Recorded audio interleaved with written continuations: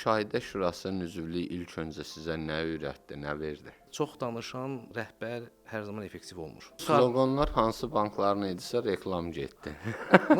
Bank məhsul satanda bir məhsulu satır, faizini götürür, gəlirini əldə edir və bu ilə bitir, xeyr. Sabah ola bilər ki, heç sər vəkilə ehtiyacı olmasın, hansısa bir hüquqi məsləhət ilə süni intellektdən alsınlar. Mən üçün şəxsən yalnız bir peşə deyil, hüquq düşüncə tərzidir. Hüquqşünasa bir növ hər şey şünas kimi baxırlar da, yəni. Bəli, tamamilə doğru. Və siz özünüz isə həyatda qanun pozursunuz. Əsas məsələ səhv etməməkdə deyil.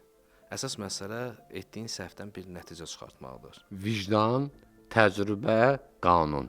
Bu üçünün arasında sintez. Bir vicdan nə qədər çox işləyərsə, qanun bir o qədər də az işləyər. Salam hörmətli izləyicilər. Bankir masası verilişinin növbəti buraxılışı efirdədir. Bu gün biz banklarda korporativ idarə etmə və eyni zamanda hüququn banklarda əhəmiyyətindən danışırıq. Bugünkü qonağımız Premium Bankın Müşahidə Şurasının üzvü, eyni zamanda Azərbaycan Vəkillər Kollegiyasının üzvü Orxan Məlikovdur. Orxan Məlikov, xoş gəlmisiniz. Xoş gördük mən. Necəsiz? Şükür, yaxşı olasınız hər zaman. İlk növbədə təşəkkürümü bildirmək istəyirəm dəvət etdiyiniz üçün. Çox xoş oldu. Orxan müəllim, gəl ilk öncə başlayaq görək. Bax, Müşahidə Şurasının üzvü. Bu Müşahidə Şurasının üzvlüyü ilk öncə sizə nə öyrətdi, nə verdi? Mən deyərdim ki, şəxsi sualdır. Hər zaman həyatımızda baş verən hər bir andan, hər bir hadisədən biz nəyisə öyrənməyə çalışırıq. Bəli. Karyerada yüksələndə hər bir yüksəliş bizim qarşımızda yeni imkanlar, lakin eyni zamanda da məsuliyyətlər yaradır. Müşahidə Şurasının üzvü olmaqla bir çox şeyləri öyrənmiş oldum, lakin əsas məqamları diqqətinizə çatdırmaq istəyərdim.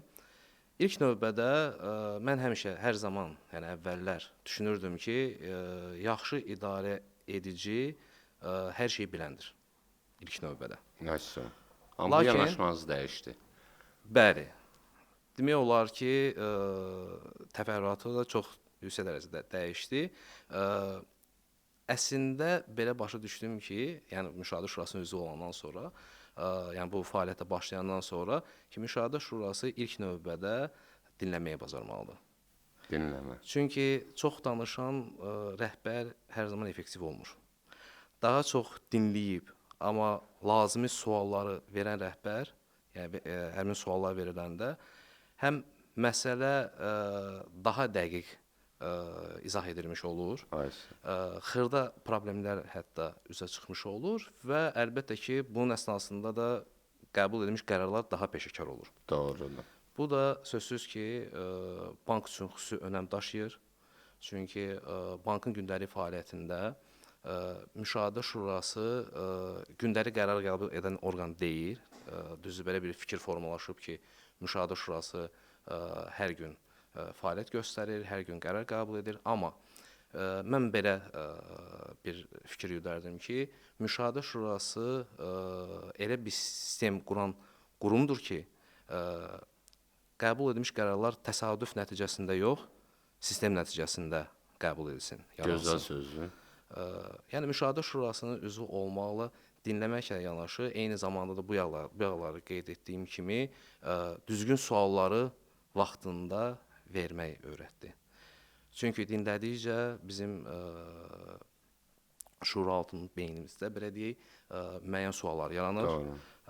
Hər şey bilmək bizim öhdəliyimiz, yəni məcburiyyətimiz deyil, amma bir deyim var, deyir, hər zaman yaşadıqca öyrənməliyik. Bilmək deyil, ayıb deyil, amma öyrənməmək ayıbdır. Doğru. Və ona görə biz həm sualı verəndə, həm özümüz də öyrənirik, amma eyni zamanda da bir məsuliyyətli qərarın verilməsinə bir imkan yaranır. İmkan yaratmış o. Təşəkkürlər. Bəs Orxan müəllim, güclü korporativ idarə etmənin olması bank üçün ən böyük töhfəsi nədir? Ümumiyyətcə, verilmiş sualın özündə hətta onun mən deyərdim ki, bir cavabı da var. Əgər biz güclü korporativ idarə etmə danışırıqsa, onun faydası əlbəttə ki, çox olacaq. Ən əsas faydaların içində mən qeyd edərdim ki, güclü korporativ idarə etmə bir növ etibarlıq yaradır. Etibar. belə fərz eləyək. Mən həmişə düşünmüşəm ki, bankın əsas satdığı məhsul sırf kredit deyil. Yəni ənənəvi olaraq belə bir fikir yaranıb ki, bank məhsul satanda bir məhsulu satır, faizini götürür, gəlirini əldə edir və bu ilə bitir. Xeyr. Mənim fikrimcə kart deyil, əmanət deyil, bu yolu qeyd edim, kredit deyil. Əsas satdığı məhsul məhz etibarlıdır. Bəli. Biz həm yerli, həm xarici bankların, bir çox bankların sloqanlarına diqqət etirsək, onlarda hətta qeyd edilib ki, misal qeyd olunur ki, bizimlə güvənlidir, etibarlı tərəfdaşınız. Yəni Bəli. bu sözlər onun üçün qeyd olunur ki, yəni bu sloqan onun üçün qeyd olunur ki, bizimlə daha etibarlı olacaqsınız. İndi bu sloqanlar hansı bankların idisə reklam getdi. Onlar açıq mənbələrdə artıq tərcümə olunmuş bir sloqanlarda əlbəttə ki, yəni bu bir sir deyil. Sadəcə burada əsas vurğu etibar və güvən üzərindədir. Yəni hər bir bank çalışır ki, müştərisi qarşısında daha etibarlı çıxış etsin. Bəli. Misal üçün, bir müştəri əgər güclü korporativ idarəetmə varsa bir kredit təşkilatında, bankda, demək ki, investorlar da daha rahat sərmayə qoyacaq.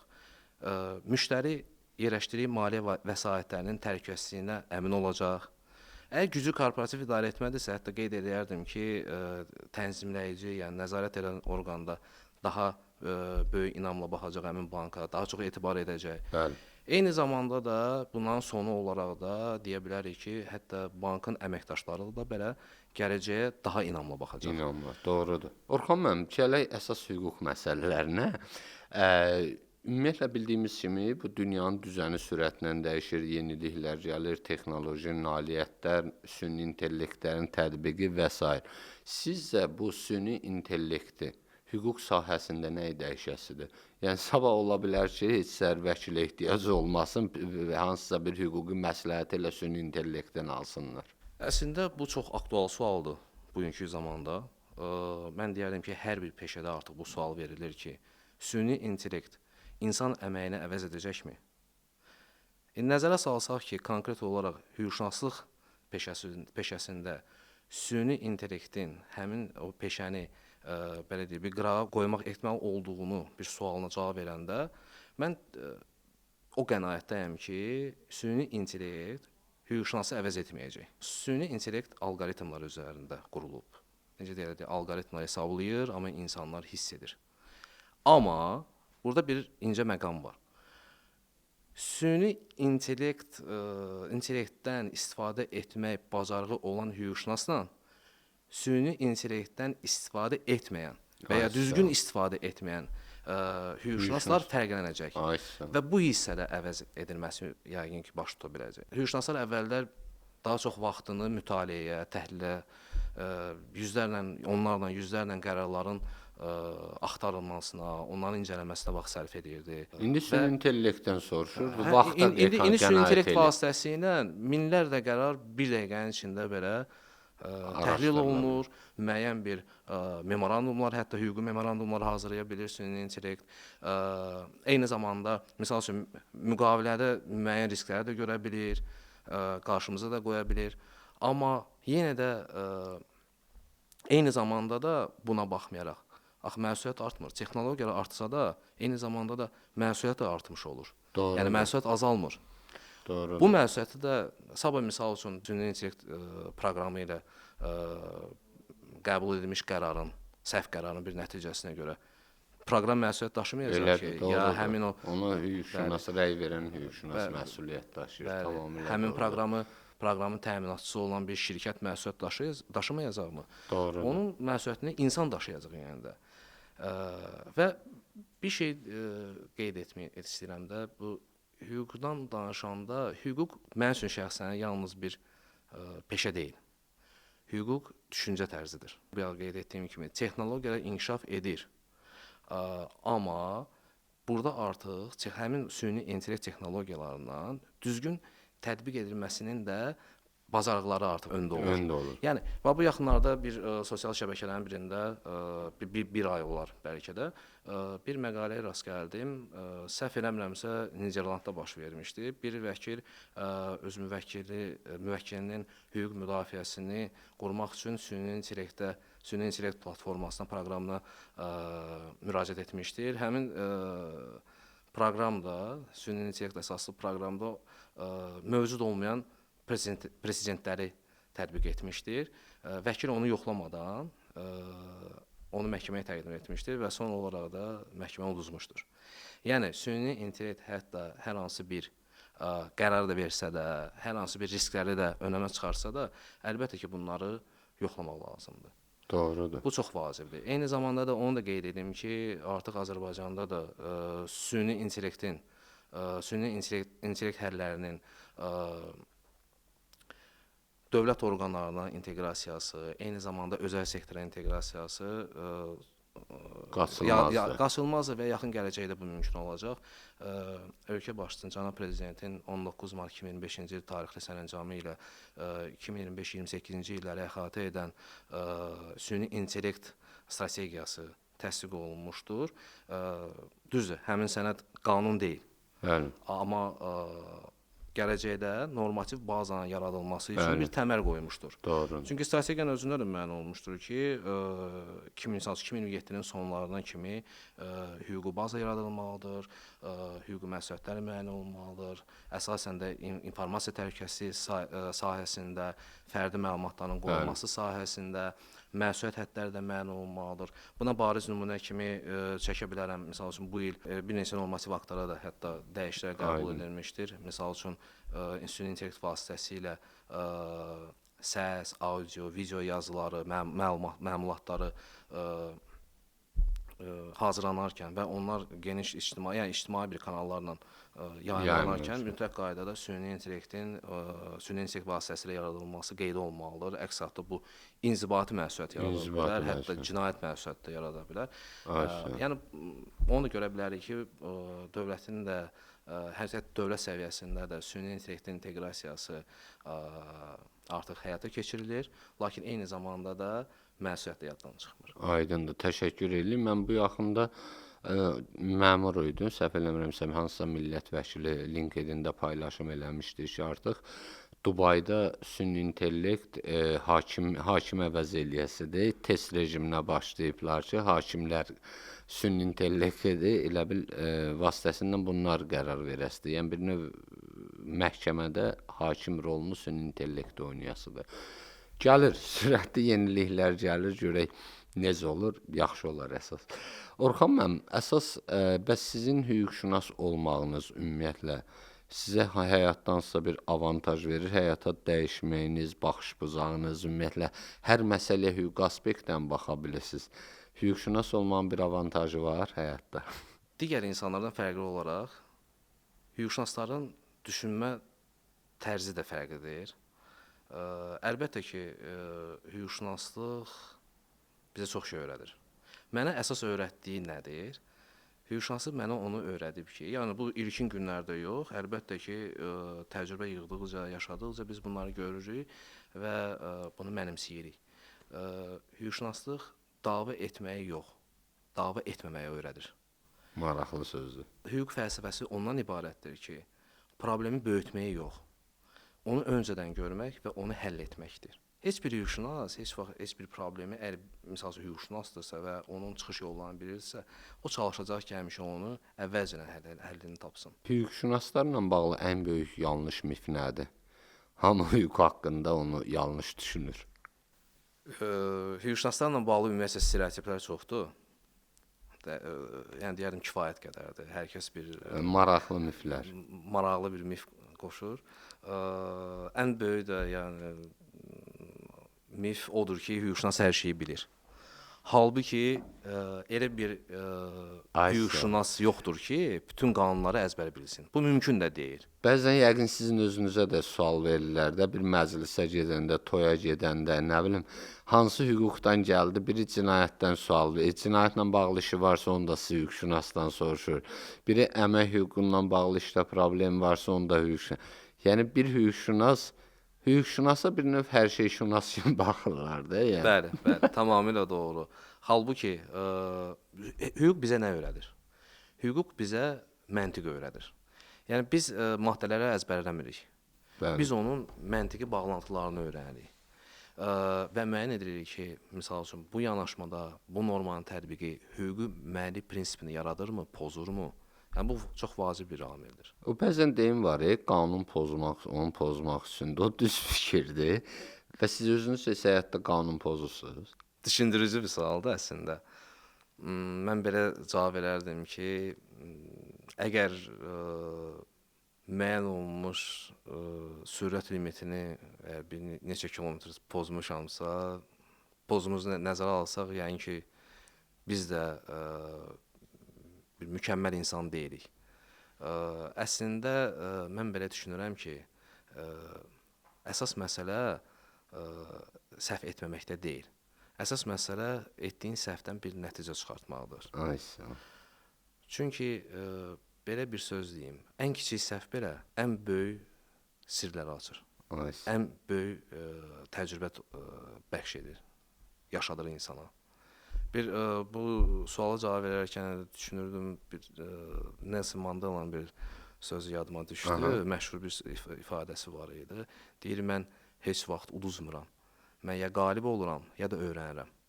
Yəni buradan irəli gələr. Məncə bu belə deyim də, bir hüquqşünasın peşə prinsipi olmalıdır. Yəni bu bir fəlsəfəsidir.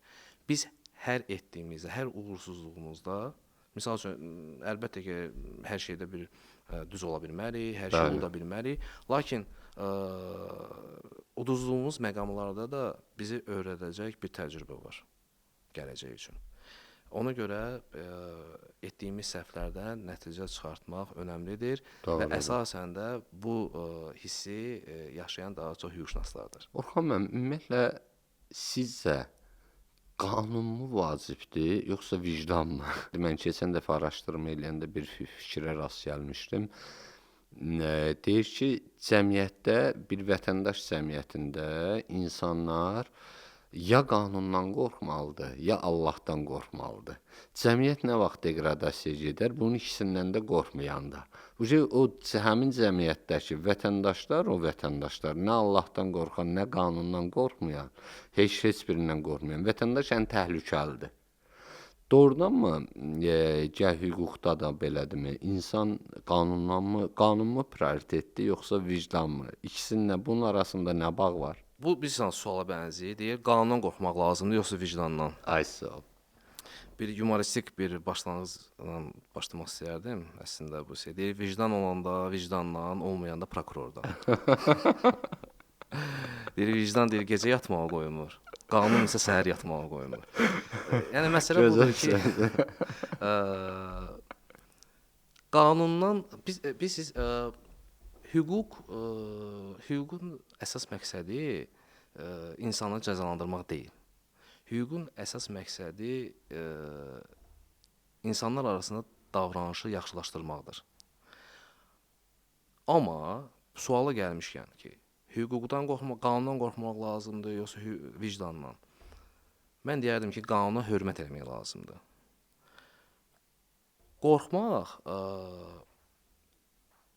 Qorxu ən cəsarətli insanın, belə deyək, həyatında bir əngəldir. Vicdanla hərəkət etmək ən önəmli bir şeydir. Doğru. Baxın, qanun belə fərz edir. Qanun müəyyən sərhədləri müəyyən edir. Hüquqi sərhədləri müəyyən edir ki, biz bu çərçivədə bunları edə bilərik. Yəni qanunla nəzərdə tutulub. Lakin vicdan deyir ki, hətta qanunla belə qadağan edilmədiyi halda bu vicdan baxımından bunu etmək düzgündürmü?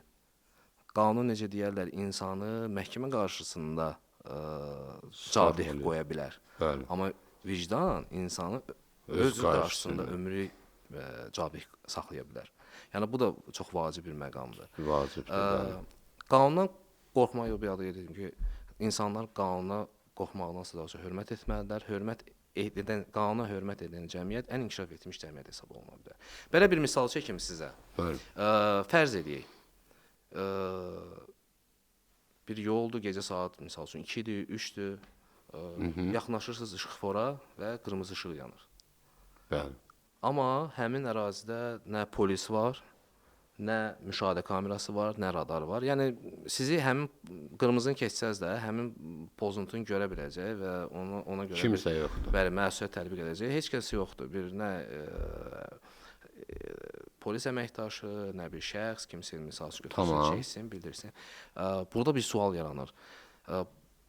Bütün bunlara rəğmən siz həmin işıqforda qırmızı işıqda saxlayacaqsınızmı?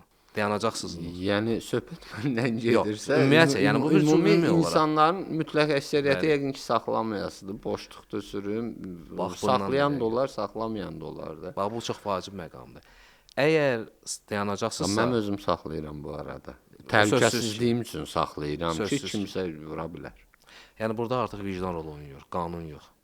Çünki vicdan deyir ki, mən sürsəm belə, yəni qanunu pozsam, amma ona görə bir cəza mexanizmi olmayacaq. Yəni mexanizm dedikdə cəza tətbiq edən bir şəxs olmayacaqsa, bunu görən olmayacaqsa, amma qarşıma gələndə, yəni vicdansızcasına keçsəm, qarşıma bir heyvan çıxa bilər, bir insan çıxa bilər ki, yəni sərxoş vəziyyətdə ya bir anlaqsız vəziyyətdə maşını, yəni dərk etməz hərəkətini və həmin anda qanunu pozmağa görə mən misal üçün bir cəza tətbiq olunmasa da bu bursuna görə mənim həyatım məhv ola bilər, mənim məqsədlərim heç ola bilər. Yəni bunlar çox vacib amildir. Doğru. Ona görə deyir vicdan qanun qadağan etmədiyi halda belə doğru hərəkəti etmək bacarığıdır. Mən hətta deyərdim. Belə bir Gözəl sözdür. O sözünüzə qüvvət, buna uyğun bir lətvə var. Bir gün bir molla cibində bir cibində silah gəzdirir, bir cibində Quran. Deyirlər ki, molla, Quran nədir, silah nədir? Deyir, başa düşənləri Qurandan başa salıram, başa düşməyənləri silahla başa salıram. İndi bəzən olur ki, qanundan məcburi əməl. Yəni deyirsiniz, demək istəyirik ki, bəli, vicdanla olmalıdır, məsuliyyətdir. Amma başa düşməyəndə də bəzən məcburi tələb də olmalıdır. Yəni qanun varsa, qanuna əməl olunması da bir məcburi bir tələbdir eyni zamanda. Amma bunun digər məqamları da var. İcazənizlə onlara da toxunardım. Bizim yəni ali norması hüquq hesab olunan konstitusiyamız hətta belə əsas insan və vətəndaş hüquqları və azadlıqları fəslində müəyyən edilib ki, hüquq və azadlıqlar cəmiyyət qarşısında məsuliyyəti və digər şəxslər qarşısında vəzifələri əhatə edir. Hüquq və azadlıqlar həyata keçirilərkən cəmiyyət qarşısında hörmət olmalıdır. Yəni o demək deyil ki, siz digər şəxslərin hüquqlarını pozmalısınız. Bax burada artıq vicdan rolu oynayır. Və eyni zamanda da konstitusiyanın həmin norması, həmin maddəsi bildirir ki, hüquqlardan sui-istifadə yol verilmir. Doğrudur. Yəni qanun icazə verir, qadağan etmir bunu etməyə. Amma o demək deyil ki, biz hüquqlarımızdan sui-istifadə edə bilərik. Misal üçün, buna misal olaraq çəkək, bir tamaşaçılar üçün də aydın olsun. Misal bir mənziliniz var, sizin mülkiyyət hüququnuz var, əlbəttə ki, və mülkiyyət hüququ sənədi ilə bu sizə məxsusdur və siz deyirsiniz ki, mən həmin mənzildə və onun ətrafında nə istədiyimi edə bilərəm. Halbuki, bu o demək deyil ki, siz misal üçün qonşuların hüquqlarını, onların sakitçiliyini poza bilərsiniz. Misal üçün, adi götürüb zibili qapınızın ağzına qoymaqla, ondan bir qoxu gəlir. Bu artıq qonşuluq hüququnun pozulmasına gətirib çıxır. Yəni qanun deyir ki, bəli, sən mülkiyyət hüququ həyata keçirə bilərsən. Amma vicdan deyir ki, bir tərəfdən deyir ki, mən mülkiyyət hüququmu həyata keçirərəm, elə vicdanla həyata keçirməliyəm ki, digər şəxslərin hüquqlarını pozmayım. Eyni zamanda, misal üçün, söz azadlığı ifadə edərkən o demək deyir ki, digər şəxsin şərəf və ləyaqətini alçadan bir söz demək olar. Yəni burada artıq vicdan rolu oynayır. Bir dənə də burada sonlamaq yox, fikrimi tamamlamaq istəyərdim. Deyir, vicdan nə qədər çox işləyərsə, qanun bir o qədər də az işləyər. Gözəl sözdür. Bəs siz özünüz hansısa bir çətin qərarların verilməsində daha çox nəyə güvənirsiniz özünüzdən götürsə? Vicdan, təcrübə, qanun. Bu üçünün arasında sintez. Daha çox hansına güvənirsiniz? Təcrübənizə mi güvənirsiniz? Yəni bu təcrübədə baş verib, bax bir dəfə belə olubdur. Amma ikincidə bu səhv eləməmək lazımdır. Amma eyni zamanda bunun içində vicdan məsələsi də var, bunun içində qanun məsələsi də var. Daha çox nəyə güvənirsiniz? Gözəl sualdır. da düşündürücü bir sualdır əslində. Çətin qərarların verilməsi ümumiyyətlə nəinki iş mühitində, həm də işdən kənar mühitdə o bizim ayrılmaz bir həyat tərzimizdir artıq. Yəni bu bizim yaşayışımızdır. Hər bir anda hansısa ailədə də, işdə də, hətta dostluqda da biz çətin qərarların verilməsi ilə üzləşirik. Çətin qərarların verilməsində amma iş baxımından, yəni bir idarəetmə orqanının üzvü olaraq mən həmişə ilk növbədə mən qanuna baxıram, düzdür? Sözsüz. Yəni burada Hüquqşünaslığınız prioritetdir. İzah edəcəm. İlk növbədə qanunlara baxıram. Niyə? Çünki qanun qeyd etdiyim kimi sərhədləri müəyyən edir. Bəli. Sərhədləri müəyyən edir. Yəni Doğrudur. nəyə etmək Birinci olar, nəyə sərhəddi etmək bilmək olmaz, lazımdır. bəli, imperativ hansı tələblər qoyur ki, onlara riayət etməlisən və onlar çıxa bilmərsən. Sonradan isə təcrübəyə. Çünki belə deyərdim, həyat kitablardan daha mürəkkəbdir. Gözəl. Təcrübə bizə çox şey öyrədir. Və təcrübəyə əsaslanaraq biz müəyyən edə bilərik ki, yəni demirəm təcrübə eyni ola bilər, amma analoji təcrübələr bizə hansı bir qərarın qəbul edilməsinə bir təkan verə bilər, bir güc verə bilər. Belə deyək, həmin riski qəbul etməyə imkan verə bilər ki, onu eləsəm nə olar? Üçüncü növbədə isə artıq vicdana. Ki, hətta, yəni burada söhbət nədən də gedir də, məsələnin hüquqi nəticəsi yox, daha çox etik nəticəsi, yəni sonlanması çox vacib bir amildir. Orxan müəllim, bəs ümumiyyətlə qanun hüququnu bilmək, qanunu bilmək insan rahat yaşadır, yoxsa daha ehtiyatlı yaşamasını təmin edir? Bu sual da çox düşündürücüdür əslində. Amma mən deməzdim ki, rahat yaşamağı öyrədir və bizə bəxş edir elə bir hissi. Daha çox ehtiyatlı olmağa. Baxın, adi bir digər şəxslərlə fərqli olaraq hüquqşünaslar məsələyə biraz fərqli baxışdan baxır, fərqli bucaqdan baxır. Misal götürək, adi bir insanın əlində bir müqavilə kağız parçasıdır və daha çox razılaşmaya, yəni nə danışıbsa, elə bir-iki müqavilədə yazılır və onu götürür, imzalayır. Amma hüquqşünasın əlində həmin sənəd artıq müəyyən risklərlə və gələcək mübahisəyə yol açan bir məqamlarla dolu olması ehtimalını yaradır. Bəli. Ki, yəni mən müqaviləyə nəzərdən keçirməliyəm, risklərimi müəyyən etməliyəm və gələcək mübahisəyə minimuma salmaq üçün müəyyən preventiv tədbirlər, önləyici tədbirlər görməliyəm. Doğru.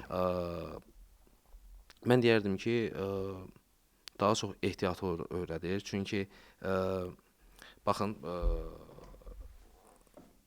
Roma hüququnda belə bir böyük hüquqşünas var idi. Onun hüquqşünaslar, yəni əksər hüquqşünasları tanıyır. Çünki Roma hüququndan da biz universitet dövründə biz Roma hüququnu da keçirik. Roma hüququ özü indiki hüququnun bir təməlidir, bir fundamentidir. Bir böyük hüquqşünası vardı, Ulpian. O demişdir ki, hüquq ilahi və insani məsələləri anlamaq sənətidir. Yəni burada əsas məsələ anlamaqdır. Hüquqşünas anlamağa çalışır. Anlamağa çalışır ki, problemləri üzə çıxartsın. Problemləri üzə çıxardandan sonra əlbəttə ki, həmin o problemin elə yarandığı yerdə həll olunmasına nail ola bilsin. Bu məncə ən çox vacib məqamdır. Belə deyərdim, ehtiyat, necə deyərlər, təhlükəsizliyin anasıdır. Ehtiyat igidin yaraşıqlıdır. Hüquq, qanun bizi cəzadan qorumur. Yəni, belə deyək, qanun bizi hər hansı bir səhvin edilməsindən tam sığortalamır. Bəli. Qanun bizə sadəcə öyrədir ki, həmin səhvi etsən, sən ona nə nəticə çıxartmalısan.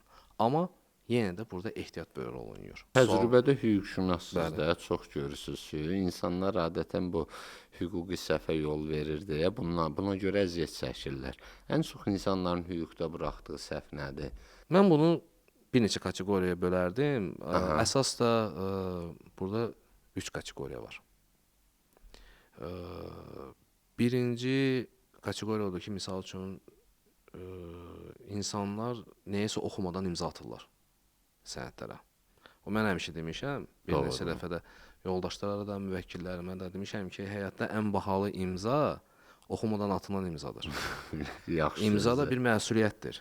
İmzanın məsuliyyətini daşımaq xarakter tələb edir. Bəli, bu gün baxsaq hamı deyir ki, mən şifahi razılaşdırmışam, mən onu inanıram, amma yəni bu daha çox belə deyək də, bir çox insanlar şifahi razılaşanda elə bilirlər ki, bu güvənlidir.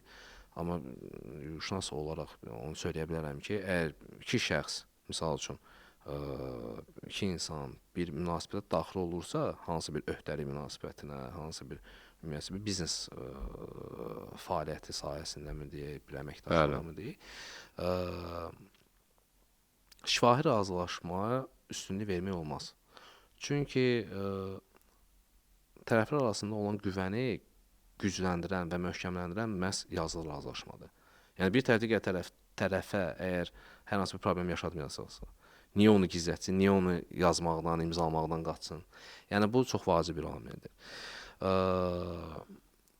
Üçüncü problem bu ikisi idi. Yəni şifahi razılıqdır, imza atmaqdır. Bu iki problemdir. Üçüncü problem isə problemin həllinə gec yönəlmək. Bilirsiniz, belə bir indi hamıya məmnundur. Bu hüquqşünasa nə vaxt müraciət olunur? Artıq problem özü problemə çevriləndə. O belə bir məsələ, belə bir deyim var, biraz belə humoristik yanaşma deyir.